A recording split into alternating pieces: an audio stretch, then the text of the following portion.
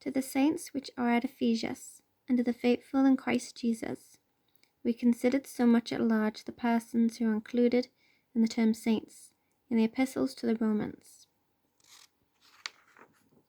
that I shall now but briefly recall to your remembrance that it is the scripture appellation of all believers in Christ, all who are justified by faith in Jesus, also sanctified in him, and in this sense all are alike sanctified, none more so than the others. The babe in Christ is sanctified in him, as well as the young man as well as the father. There are indeed different gifts of grace, as well as different degrees of growth in grace in the church of Christ, and in this sense some believers are more than others under the sanctifying influences of the Spirit of God, and this ought to be the continual object of attainment to all the children of God, but in the sense in which all are one with Christ, as united to him by faith. They are all sanctified in him alike, dedicated, set apart, consecrated in him to God forever. In this sense, their sanctification is ascribed to the salvation wrought by Christ. So saith the Apostle Paul, by the which will we are sanctified through the offering of the body of Jesus Christ once and for all. And again, the bodies of those beasts whom blood is brought into the sanctuary by the high priest for sin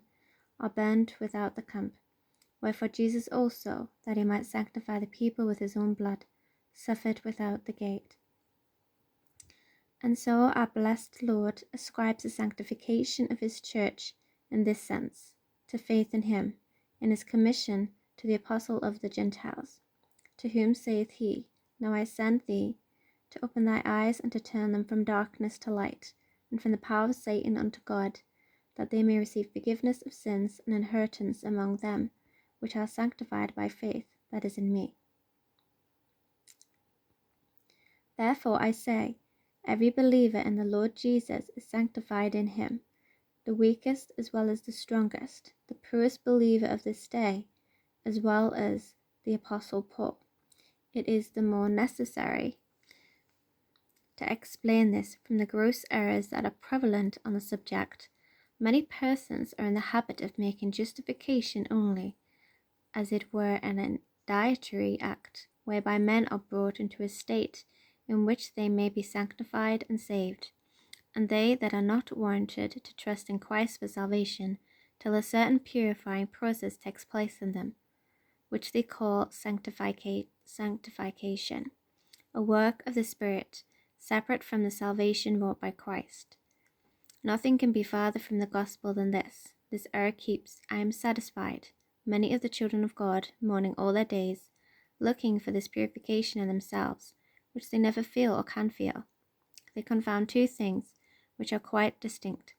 the sanctifying influences and power of the Spirit, which it is ever their privilege and duty to pray for, to watch for, and to receive as being the children of God, that they may serve and glorify their heavenly Father, with that work of the Spirit whereby they are quickened and brought to Christ, pardoned, washed, justified from all their sins, sanctified in him, and presented in him to God, without spot or wrinkle or any such thing. The truth is equally opposed to every error, whether those that are more specious and approach nearer the gospel in appearance, or those by which, as in this case, the Church of Rome runs into an anti-scriptural apostasy, canonizing, as she calls it, certain persons as saints,